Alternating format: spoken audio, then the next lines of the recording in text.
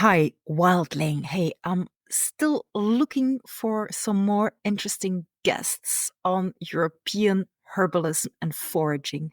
So if you know anybody that would want to be a guest in my podcast series, please feel free to reach out and contact me through social media, Wild Plant Forager, or through my website, wildplantforager.com. Thank you so much.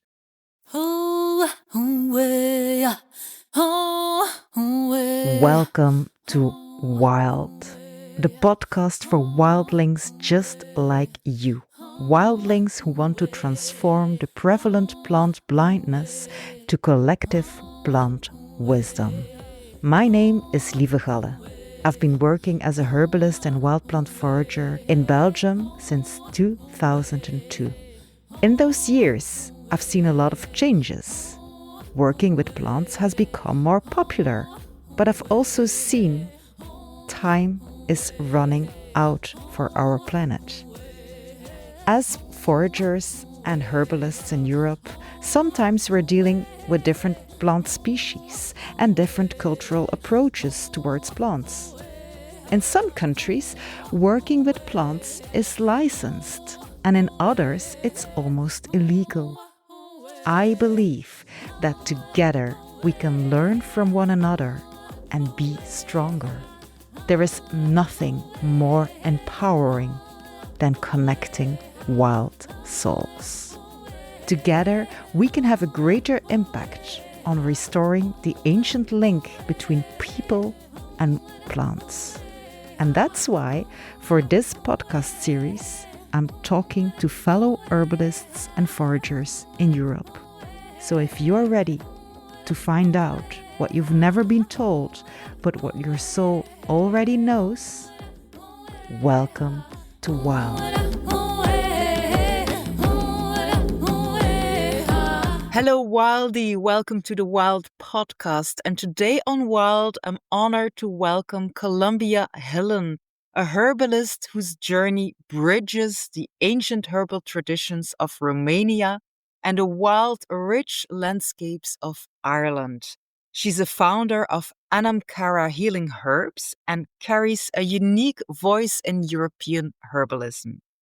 Born in Romania, a country steeped in folk medicine and botanical lore, and now rooted in Ireland, she weaves together history, spirit, and the healing work of plants. Welcome, Columbia.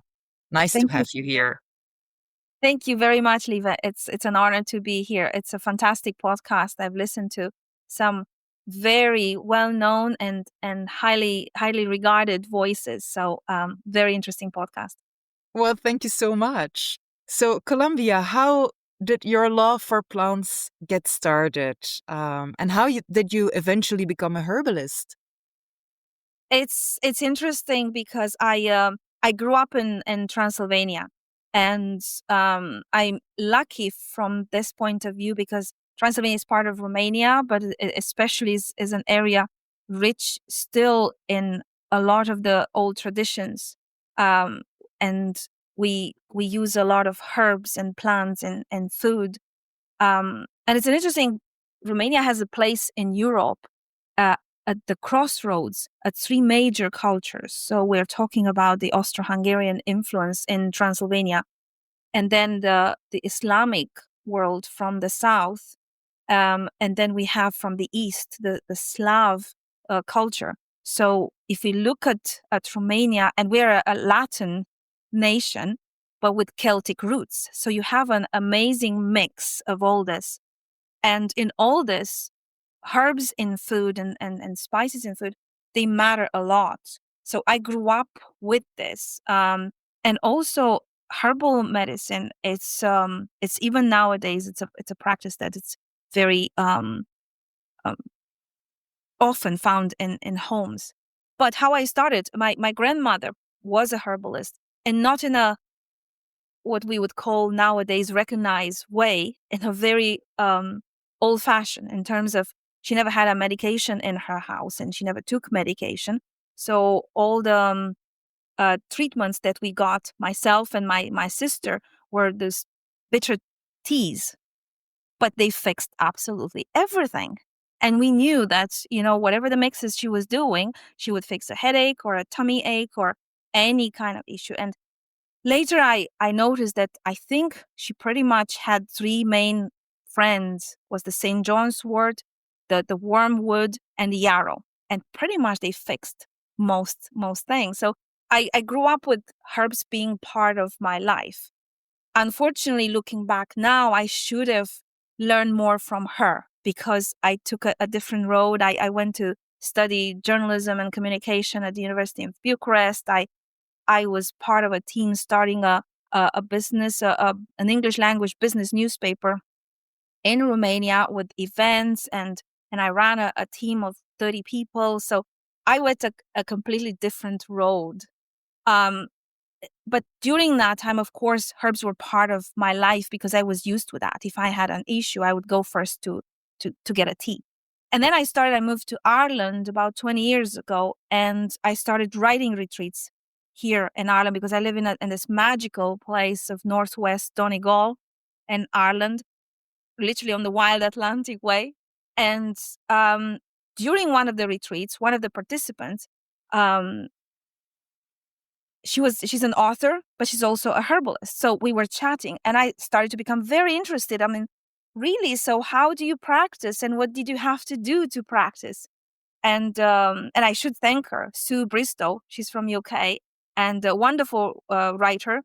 And she encouraged me. She said, "Well, if you want, of course you can still become a herbalist." I said, "Really? You don't have to go through the University of Medicine and spend all this many years?" And said, "No, not at all." So I said, "Can you help suggest any schools?" And she suggested that I should talk to Nikki Darrell. And that was the beginning of literally my life completely changed. I really discovered this new world. I mean, Nikki runs this wonderful school. It's so open-minded, so holistic, so um, it's beautiful. The approach to learning herbal medicine. So that was it. That was 5 years ago. I started the studies, and it's literally changed the way I look at the world. It's and sort of brought me back into my skin. So I know better now who I am. Yes, and I think that resonates with a lot of our listeners, that the herbs bring you back to yourself. And I also think it's very intriguing how you're saying that you grew up with the herbs. And what I'm wondering is, like, in the Transylvanian context, was it like the norm, or most people you knew back then, were they living with herbal medicine as the normal thing to do rather than taking modern medicine, or was it already like an alternative, more lifestyle? No, I think it was more the norm. And just to put you back a little bit in time, bring you back in time, it's I grew up and I was 18 when the communism fell. So during communism, there was actually, if you want to look at it, one of the good side effects would have been that there wasn't so many medication, not so many sophisticated medications. So people still kept relying on herbs. So it would have been more the norm, and it would have been easily available. And the knowledge would have been passed on from generation to generation about, okay, if you want to, sort out your tummy, you get a little bit of elderflower tea or a little bit of chamomile. And we would find that Romania is such a variety of landscapes that we would find most of that. And again, I grew up in Transylvania, which is this area of deep forests and high mountains. And I grew up in nature because my parents were geologists. So our summers were up in the mountains picking wild berries and blueberries and wild strawberries and all that. It was lucky to have that kind of background in which you can see that this is what everyone does. In the summer, you pick the wild strawberries. In the autumn, then you pick the blueberries and you make your own jams. And then along the way, you have the other herbs that you pick and you dry so you can have them to use. But even nowadays, after the communism and after the modern medicine, let's say, came stronger to Romania, you still have a lot of what we call plafar, which is a shop specifically for herbs. So now you would have the teas and the dry herbs there, but you would have also the health supplements, but you still have that. And now even the pharmacies are always stocked up with herbs and teas because they know people would tend to go still to that approach first. So I feel lucky that I come from that culture in which this was the norm. Yes, very fascinating. Yes, and I also like how you talk about how the landscape shapes your relationship with the plants, and because everybody was doing it, everybody was picking the berries, and it was just a normal way of life. Yes. It is indeed. I remember again with my parents in the spring picking the buds of the fir trees to make our syrup for coughs and colds and everything. And it was just a fun family thing that you do. It wasn't something that because we decided to live an alternative life, it was like everyone was doing that. So, but it's fun. And now, of course, when I have the scent of pine, it's always sends me back to those moments of childhood. Wow, I am trying to imagine what that would be like for me to grow up, to have been growing up in a context like that, where it was normal and where it was just a thing that the average person did. And so I guess this is I'm not sure, but how does it relate to the basic botanical knowledge that you see nowadays in Ireland? So I'm guessing, like, in It's Romania, interesting. it was very common to know a lot about plants and knowing where you could pick them and when you could pick them for optimum health. And how is that in Ireland today? I did notice the difference that there are a few people that still have the knowledge, of course, but people don't trust that as much. And I think one aspect here and what I've been so interested in trying to do more is bring people back to the importance of food. And actually the medicine starts with the food. Um, Absolutely. and because I have this background in Romania, if we make a dish in which there are not at least 2, 3 herbs, no one would eat it because you feel like it's missing. I mean, it's not right.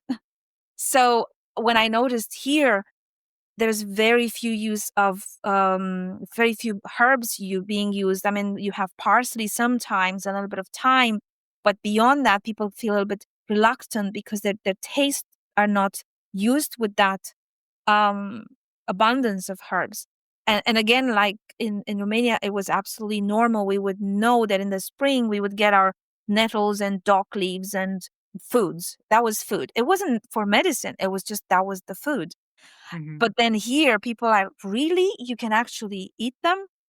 So it is a little bit maybe sad to see that that's what we would call the Western advances have actually cut the links so much with nature. So people feel a little bit more disconnected and have to relearn and rediscover all this plentiful that is around them. So there is a little bit of this. I was last week. I was well, actually no, earlier this week. I was at an event just here in Donegal, and it was fascinating because there were people from different countries, from South Africa and from Holland, from Germany, I think, and of course from Ireland. And it was nice for us to talk about it and to see how their stories come in again in a similar way. The Western world losing a little bit this connection with nature and rediscovering and really, very shyly saying, "Are you sure I can take a bite of this dandelion leaf?" I said, "I guarantee you're safe." And then when they do, it's like, "Wow, it's actually nice." And then to get the feedback later, "Look, I tried the pesto that you talked about and we tasted there in the workshops, and it's like, this is lovely." So it's so fulfilling to see that people remember in a way to trust the herbs. Yes. And I'm wondering how important because you mentioned connection and restoring that connection. How important that is in your work, because you are the founder of Anamcara Healing Herbs, and Anamcara is like a soul mate, which is also about connection. Can you elaborate a little bit about that? Yes, I'm a foodie, so it's also I come from a culture in which food is important, and as I mentioned, it's rich in herbs, but also I believe that based on the simple fact that we have to eat every day, it's good to use that ritual to try to encourage people to integrate herbs into their food because it doesn't feel like you're adding another task on their day. Everyone is so busy, they don't have time. And many times, when you talk to some people like that, but I don't have time to make tea, and take all this every day. I say, fine, let's then go with food. You do eat. So let's incorporate that in food. So I'm fascinated by finding ways to encourage people to explore that. First, their relation to food. And it's not just something that you have to do, but you can enjoy it, and how to actually make it as nutritious as possible. And then how herbs, once they come in, they will do more of the work than you think, more of adding some chemical constituents to your body that will help your body. It will bring in the energies, and suddenly you will actually start to crave other things, and you will start to want other kind of foods and be interested in other kind of foods. Um, so I find that approach more interesting. Yes, and I totally agree with what you say. The body learns to crave new things and learns like, oh yes, this is a plant that gives me magnesium, and this is a plant that gives me phosphorus or potassium, and it just learns, and you start to crave the better things. Yeah. Yes, yes, and it's interesting how you talk about that it's a very common thing in Romania to add like herbs to the food, and how you also take this approach in Ireland. And I was wondering, are there like any other folk traditions or remedies from your Romanian heritage that you still use today? Um, yes, I was just thinking back, and I think it's similar maybe to the Irish history in terms of the oldest knowledge was part of the monastic settlements, and it's very similar in Romania. The knowledge of making herbal medicine and drying teas and that it was done in the monasteries. And nowadays, what is nice in Romania, you can still go, there are still monasteries in which you can go and you can actually talk to the nuns and the people that are actually still doing it. So there's an example, for example, it's very close to where my parents live. It's at the bottom of the Carpathian Mountains, and it's this monastery called Polovraj. And the name, it's a 500-year-old monastery. It's small, but it's fascinating because it's still full of all this knowledge. And it's in an area that was known that a sort of an old wizard, Zalmoxe, used to live in caves, and people can visit the caves. And the story is that he would keep there the secrets of the herbal medicine. And he would make all this potions and heal people. And as I say, people can still go now and stay in that monastery. And the name of the place, it's Polovraj, which comes from Polovraga, which is the name in Romanian of comfrey. Oh, Was considered so strong and such an important medicine. So it's fascinating to see that, it's wonderful to see that actually it has been preserved. And you can go and you can buy tinctures from them, you can buy teas, you can buy salves from made at the monastery from the plants that they grow there, and you can chat with them, or you can stay for a few days if you want to just see what they're doing. um, I see that as a great way. I don't know, to be honest, if it was intentional, but I do believe that it's still there because people are still interested. mm-hmm. People still Mm-hmm. value that, and it's important for them to have it in their life. I haven't found a similar situation in Ireland in which this has been this tradition, but I'm sure it was because that's where all the knowledge was kept and imparted from in the Mm-hmm. monastic places. So that would be a difference that I see, in which the fact that the people are still interested and they use herbs, then the need is there, so these places are still continuing to do it. Yes, I'm trying to compare it a little bit to the situation in Belgium here. And I think because we are so densely populated, we have a lot of hospitals and pharmacists and just everywhere, basically. Like every village has several pharmacists, not just one, even the smaller villages. Um, and so I think modern medicine is just everywhere and Mhm. yes, sort of has, taken in more space that used to belong to the herbal medicine. And I can see that there's obviously a growing interest in herbal medicine. But yes, for me, it's very interesting to see what like folk herbal medicines are still alive in areas that are more isolated because of mountains or because of, political circumstances. And it's very interesting to see how that really is an aspect of keeping herbalism alive or not. So I'm wondering how present is modern medicine in Romania at the moment? It is. I mean, absolutely. It's present and it's taking over more and more in a good way.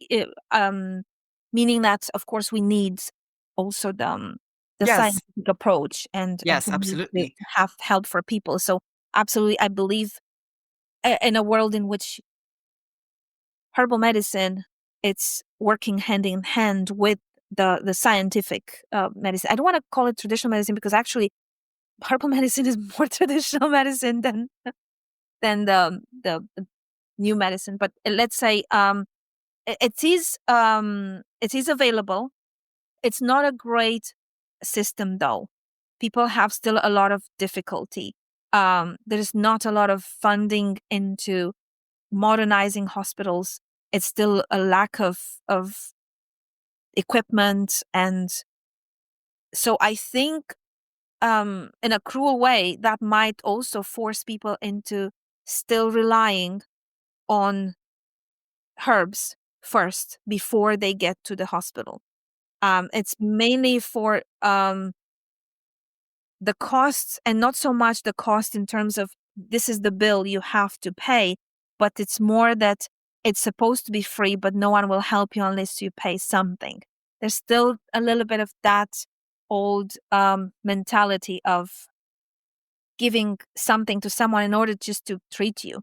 So unfortunately, the system still has to get itself together and improve in order to create a more decent health system. In a weird way, that might still keep people interested in passing on the knowledge of, look, make sure you get some herbal medicine, and if that doesn't work, then you go to the hospital. So you are right. It's an interesting, how almost like they are forced to rely on that. But that's in a way it has a good side, that their diet does include much more herbs. Now again, of course, processed foods have absolutely inundated the market, and of course Romania Mm. is full of it, and soon I'm sure we might see also high levels of diabetes and heart problems and so forth. But maybe it still helps at the moment. There are still a few herbs there that people do Yes. because they it's still routine for them. Yes, and I could not agree more when you said we need both modern medicine and herbal medicine, absolutely. But I think it's very interesting how you say that people turn to herbal medicine first. Because in Belgium, I can see the opposite. Most people are open to herbs after everything else failed. Mhm. It's Yes. like the last straw that they are trying to hang on to. And I think it's very interesting because very often I think herbal medicine works really good as a first thing to go to, because it usually has less side effects and all of that. It works in a milder way. And I think it's very interesting here that people generally, I mean, of course, this is a generalization, but people generally don't are really so open to using herbal medicine, but only if everything else has failed, then they are, yes, then they are open to it, which is interesting, I think. Yeah. It's Which is, fascinating because it's similar in Ireland. Exactly. They'd be okay. going first to medications, to painkillers, to first, and then do a lot of that exploration, and then finally say, "Well, nothing worked. Let me see if herbal medicine works." And you are right, because many times when I talk to people and I listen to this journey they have, I feel it would be wonderful to start the other way. And not only because it might work, because you start early. Once you have a few symptoms, then you take a few teas, and that might actually not only slow down, but actually maybe sort out the issue before months and months of waiting on a waiting list to be Mm-hmm. seen by someone and Mm-hmm. even the medication. And then by that time, the issue has escalated. So I totally agree with you. It is the opposite here. Now, again, in Romania, because I remember as a child, and as we would go on holiday in the mountains with my parents, who were working. They were actually walking the mountains to pick up samples of rocks and see what the minerals are, so then they can actually make maps of that, where the minerals can be exploited. I mean, there were people living up on the mountains with no roads. Actually, you couldn't get there by car, and it would take them pretty much almost a whole day to get down to the village. So those people absolutely grew their own vegetables, their own food. They had their sheep or cows there. That's where they lived. And of course, their medicine was were the herbs. Because by the time they would have gone to the town, they would have maybe walked to the town, I don't know, maybe once or twice a month, Mm-hmm. or more than that. So in Transylvania, you would still, I mean, I'm talking about 30 years ago, you would have still have this kind of situations. And it was fascinating to see, because many of them, there were people in their 60s and 70s, that they would walk that for the whole day, coming down and staying with someone overnight and then going back to their homes the next day. So they had that vitality, and they Mm-hmm. the models for us to look up to and say, well, this is how we want to remember how to live. Yes. I also like what you said about, trying in Ireland to also make people to turn to herbal medicine first, because there are long waiting lists. And I think we see this throughout Europe, that, if we look at medical help that we can get, the waiting lists are getting longer and longer. And I think, yes, indeed, it would be a great way for people to learn more about herbal medicine and about what they can already do for themselves, supporting themselves with herbs while they are on the waiting list to get medical Exactly. care. Exactly. That's a very good point. It's very true. And definitely, I see people that I know around, and they've been for months, even on a waiting list for conditions that they're in pain. Mhm. They don't trust the fact that, what do you mean, like just having some turmeric to make a turmeric latte, that wouldn't necessarily be a painkiller. Come on, it's just food. And I said, absolutely, that food can help alleviate this pain. And look at the meadowsweet; it's just growing all around here. There's a reason why it's here, and Mhm. because I do believe that's plants do grow where they know there is a need for them. Nice. So, let's go back to like the diversity and the differences, the unique things of herbalism in Romania and in Ireland. Like, what I've heard from you is that the herbal education is more informal in Romania. Is that right?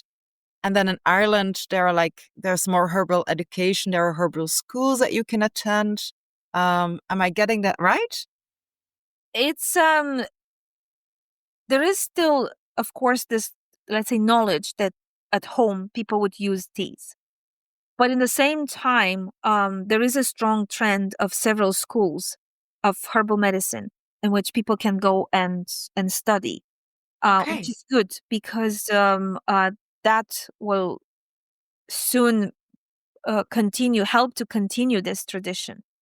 But the problem is that um, even if you study in these schools, you cannot, for example, there are several schools that you can study herbal medicine, but you cannot open a clinic. You cannot be Hmm. a practitioner unless you also have studies of medicine or Hmm. pharmacy. Then you can practice. But if you study, you can have a shop, or you can have almost like a herbal shop to suggest some things, but not practice as a practitioner. Hmm. So it's halfway there, meaning that it's good at least that the schools are there to help people continue to study and modernize the profession. But unfortunately, they haven't gone all the way. So there is an advantage in Ireland, of course, that we can practice, and with schools like the plant medicine school, Nikki's school, and other schools in Ireland, people like me that are interested, they can actually get fulfillment from practicing. Whereas in Romania, you cannot do it yet. You can assist, for example, you can, let's say, work with the pharmacy and sort of assist them in prescribing, or with the medical cabinet. But I don't remember seeing many situations like that. So people that would be studying, they would be actually either opening a shop for herbal medicine, or doing workshops Hmm. or retreats. So um, it's a mix. It hasn't yet. It's still good. It's happening. I see it as a positive thing because there are several schools that are teaching herbal medicine as part of a naturopathy Hmm. field. Yes, I think it's interesting because it's probably more similar to the situation in Belgium than the situation in Ireland. So yeah, I can relate. So most herbalists here just yeah, they open a store or they give workshops or anything like that. But they cannot really open like a clinic. So Yeah. it's pretty much the same. Yes, yes. What is interesting about you is that you have this Romanian background. You are practicing. You have been living in Ireland for 20 years. You Yes. told me. Yes. So and now you're practicing as a herbalist in Ireland. So you've seen different sides of herbalism in Europe. And if you take the broader picture, if you take a look at the broader picture, what challenges do you see for herbalists in the European context, and what opportunities do you see? I think the opportunities are immense. I look at the positive side first, and I feel that the opportunities are immense because more and more people um, are becoming more interested in learning about all this heritage and getting back to nature. And again, in a sad way, but again, I'm looking at the bright picture. COVID had a lot to do with it. It was that shock that many people got, in which to reevaluate their lives, and in that context, their resources, Hmm. and whom they can rely on and what they can rely on. And maybe that desire to empower themselves a little bit more, and almost by in a strange way, again, being forced to walk in nature, almost like because they couldn't go and socialize, they rediscovered how good it feels and how actually you should do it because it makes you feel so good. So I think that opportunity should be considered a great advantage by herbalists. And I do see that more and more people are interested even to study, maybe not to become a practitioner, a herbal practitioner, but still to study to know how to make their medicine at home, herbal medicine at home, to empower themselves and to learn about what grows around them. So I think there is I look more and I think there is more opportunity. I remember listening to a discussion. There was there was a group of specialists in Europe, and they had looked at a situation of the increasing numbers of antibiotics that are sort of resistant. People do not react anymore. So the number is growing in a scary way. So again, I think it's a crisis that can be the opportunity, because people will be looking at people like us, you and I, to support them and saying, yes, actually, this is in your lawn. If you stop spraying it and stop cutting the grass, look at the plenty. So I think it's an opportunity. I see it more as an opportunity that we can do. And it's not always because, of course, it's very important to have clinics of herbal practitioners to provide the system and to provide the protocol. But I think it might fall on people that have decided to go on the, let's say, educational part, in which, Mhm. like community herbalists, in which, okay, let's just try to make this together. Let's go and pick and let's see, okay, what do you have in your yard? Here, plantain is here. Why don't you use it for your cough and or your sinus or whatever? So I think it falls onto the shoulders of people that can educate and can get involved into sharing their knowledge. Mhm. I think it's an opportunity. Yes. Yes, and when I think about my own students, like last year I had a chef, and he was very interested in the Lovely. wild plants as the flavors in his kitchen. And every time he came to my classes, he was like, "Oh, it's so interesting." Oh, and he was nibbling on things, and he said, "Oh, Wonderful. it's very nice." And then he came home, and then he would tell me afterwards. He said, "I found it in my own garden. It was already there, but I've never seen it." And this is exactly what happens to people. It's like a wall of plants, and then suddenly they start to recognize individual plants and plants that they can taste and that they can use, and maybe as a poultice or as a tea or as a yes, which is also so one thing I wanted to ask you, when it comes to Romania, in what form do people use herbal medicine? Like, is it mostly as a tea or as a tincture, or as how do people use medicinal herbs? Mainly would be in teas, but I would say even in larger scale in food. The herbs like thyme and rosemary and sage, and they are used in food. We like Hmm. to have that, and even oregano and things like that. We need to have some herbs in our food, and then there would be teas, but then there would be other tasty ways, like for example, sea buckthorn. Sea buckthorn, Oh, I love that. but it's so. I mean, I don't think there is one person in Romania that maybe hasn't used sea buckthorn and doesn't really swear by it, because it's like the miracle herb for us.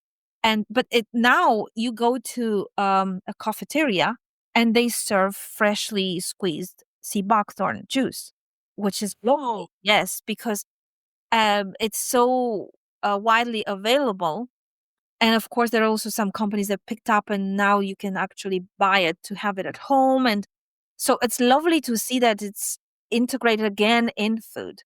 And Mhm. you have the fir bud syrup. Mhm. Again, it's something that people they would have in the house and they would buy because that's what they take first. They would take that when they have a little bit of a cough or a little bit of a sore throat. And there are people, for example, when you travel through Transylvania, you see by the side of the road people that have made that at home and they sell it. So it's something that you can just sort of buy homemade. Okay, and that is like a legal thing? You can just make these things at home and sell them legally, or is that kind of a gray zone? Yes, that no one would sort of go into the home of someone that makes 2 liters of the syrup and sells it by the side of the road as a craft. So on that side. On the sea buckthorn, that is legal, absolutely. And they don't sell it as a medicine. They sell it in cafeteria as a nice juice that you can have. But we know, I mean, it's really so rich in vitamin C and omegas and everything. So it's so good for you. But they don't see it as medicine. They just say it as something because it's very tasty. So again, I think there's a lot in the food that the herbal medicine is imparted. I'm thinking about a word that comes up in my head now. Would you say that like the countries where maybe Ireland where you live now and when I think about Belgium where I live as well, could we coin the term herb deficiency? I Yeah, mean, that's interesting. Yes, it's an I think interesting so. thing to think about that we always think about, oh, okay, we need fruits and vegetables and when we need whole foods and everything. But, the herbs, we also really, really need the herbs. And too few people talk about that, really. That's a very good. I think it's a very interesting point of view, herb deficiency, because when I think of much of the Irish food and in the restaurants, in the cafes that you see around, except maybe some parsley, there wouldn't be much else. Unless we're talking about some sophisticated chefs that decided to experience a little bit with sorrel, for example, and a little bit of seaweed, but they wouldn't go beyond that very much. Maybe, I don't know, maybe thyme again. Yeah, thyme and rosemary a little bit. Um, but you're right. In terms of everyday uh, foods, no, there would be. It would be right to talk about a herb deficiency. Yes, even I mean we're talking about food, but also even in drinks. Just to give you an example, for example, a very popular drink in Romania, it's something called pelin, which is the name for wormwood. But what it is, it's wormwood diffused wine, which is sold in shops as a drink, very good to take as a digestive. So again, it's also in drinks that it's promoted because we know it's very good for us, and but also people like it. So they still like that kind of bitter taste. Yes. And we're coming Yes. back to a sort of a big culprit in our culture, Hmm. sugar that has taken over everything. And then people, if it's not sweet, then people are reluctant to taste it. Hmm. So almost like re-educating our taste buds. Yes, you have to learn how to eat bitter, and people don't learn that anymore. And I'm also super fascinated by the wormwood thing that you just told me, because in Belgium, wormwood is illegal to use. So, Really? yeah, yes, Wow. Yeah. yeah.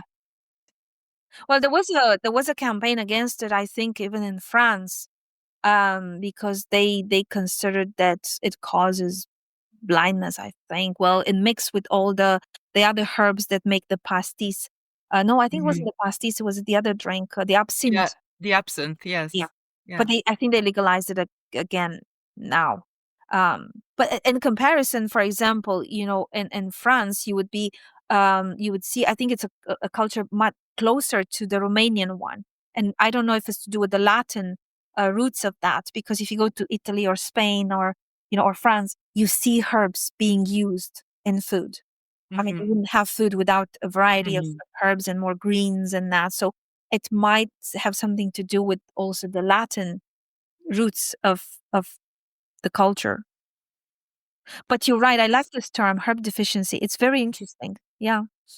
Yes, I'm thinking about my own childhood and my children now that are teenagers, and it's very funny because when I grew up, it was pretty much the way you described.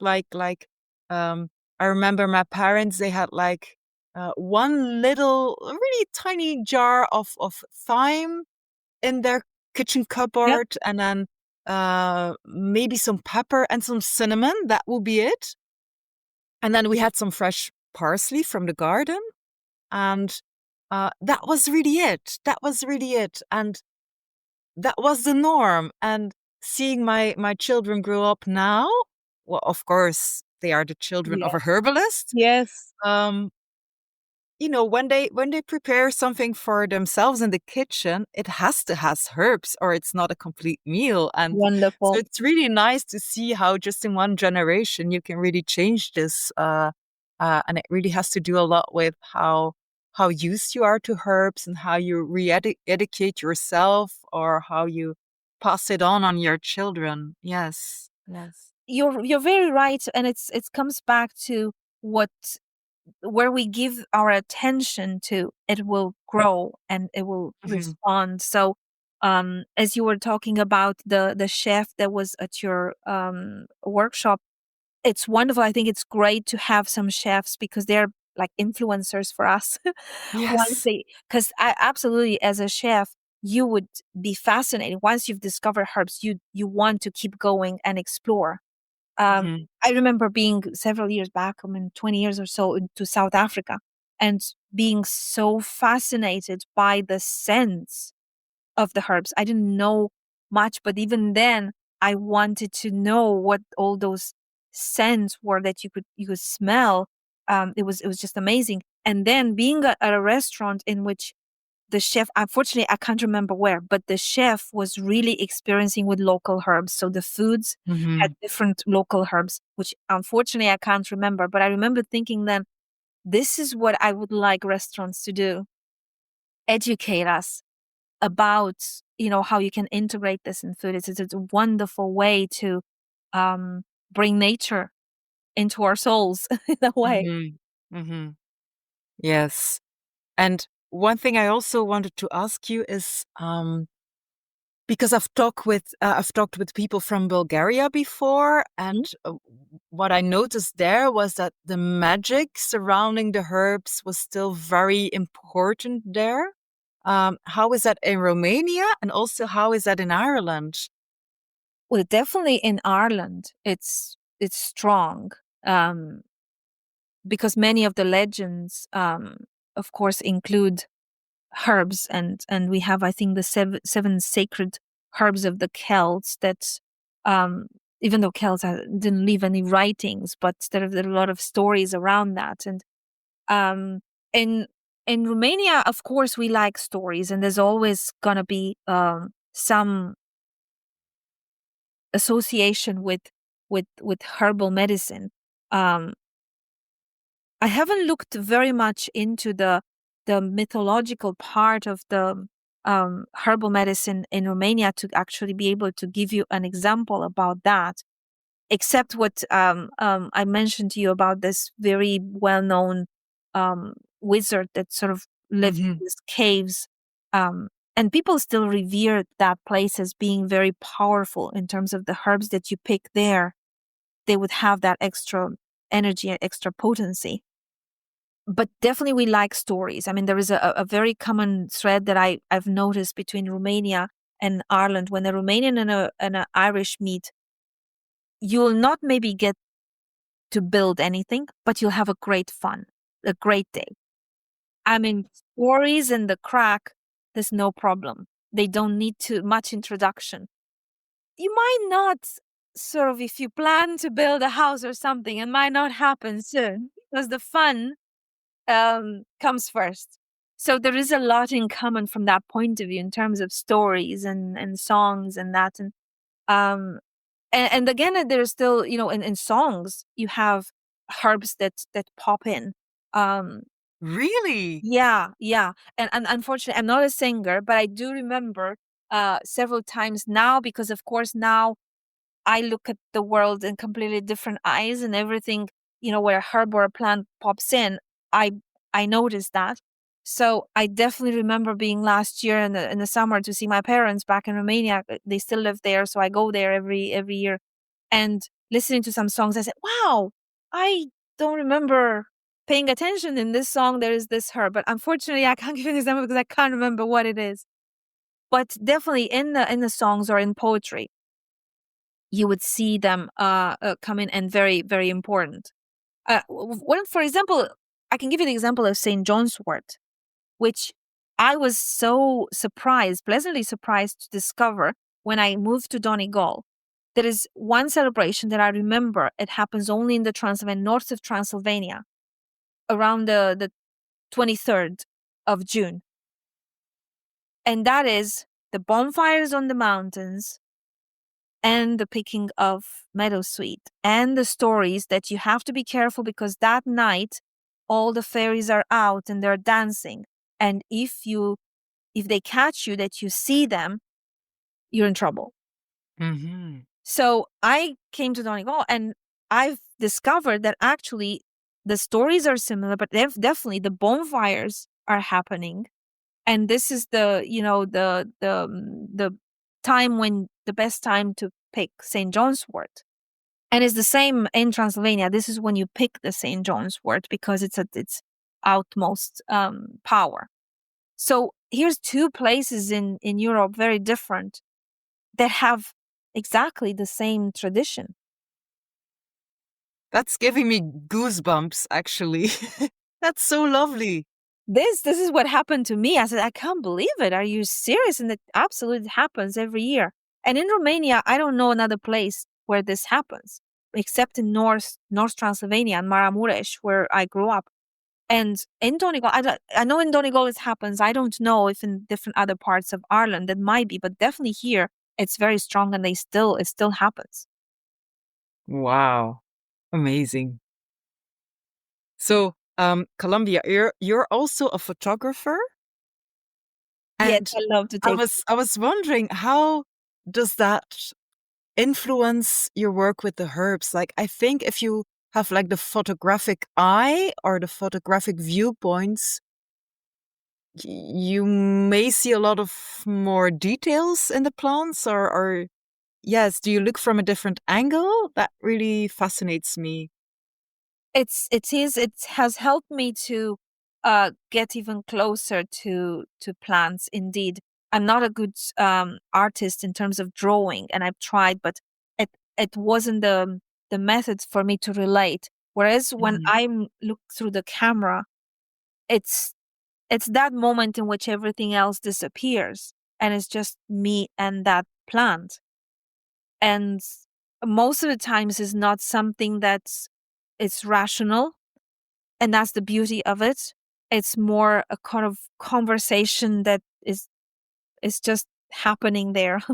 um and I think it's like a meditation. It's sort of maybe my way of meditating with that plant, because I love to explore and go back and look at it, not so much for the beauty of the photo, but for the when you look through the camera, there's a certain personality that sometimes pops up, you know, in the flower, in the leaf, or the texture that before, even if you look very closely, somehow it just doesn't happen.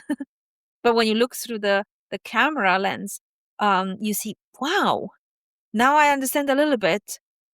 You know, when you look, for example, and you have the leaf of comfrey, and you look through the camera and the light shines through it. Whoa, it's such an amazing world that it's almost it feels that it brings you a little bit closer, and almost the plant, it feels like the plant is like, here I am. Hmm. You can look at me. I'm fine. I'm happy for you to look at me. So yes, it has helped a lot. Wow, that's very nice. Very nice.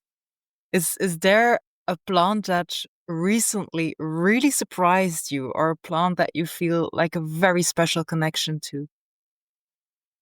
I'm still like a child in a toy shop, literally.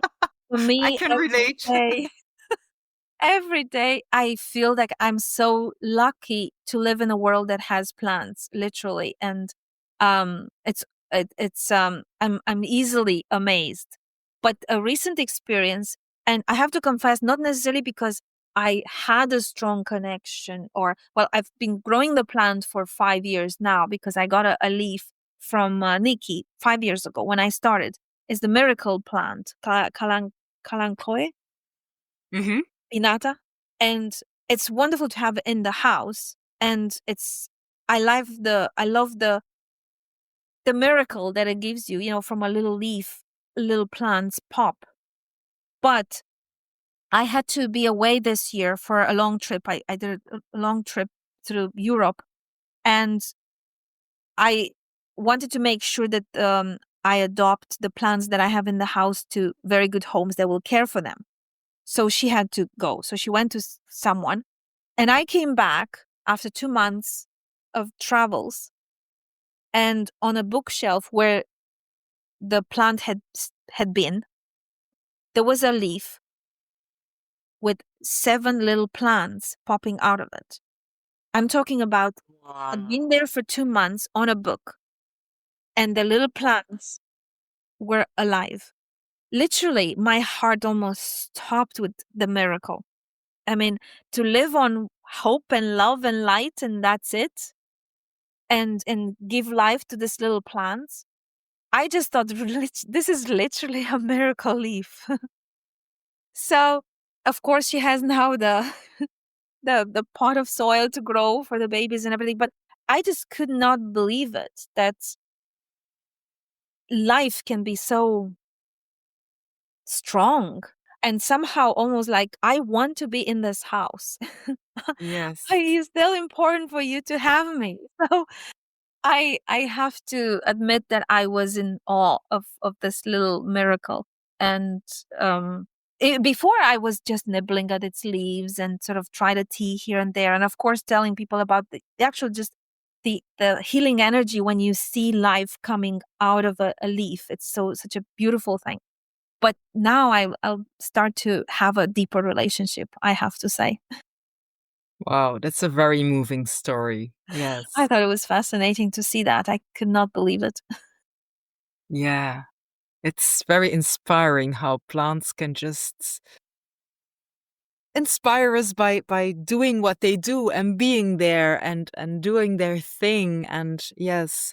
So apart from the plants, where do you get inspiration or new knowledge or new insights? Like, is there a book that you recently read, or I don't know, a YouTube channel you discovered, or what gives you inspiration apart from the plants themselves? Definitely, I love reading, and there's several books that are there on my shelf. And the truth is that it's a lot in my garden that is happening, and when the weather is good, there's a lot of lessons there, and I love to explore that. I still feel that I haven't actually explored my garden, even though it's not that big. It's not even an acre, maybe, but there's so much going on that I always feel like I'm missing out a lesson, or I'm missing out a message. Um, so nature would definitely be my first go to, but definitely, of course, there's a lot of.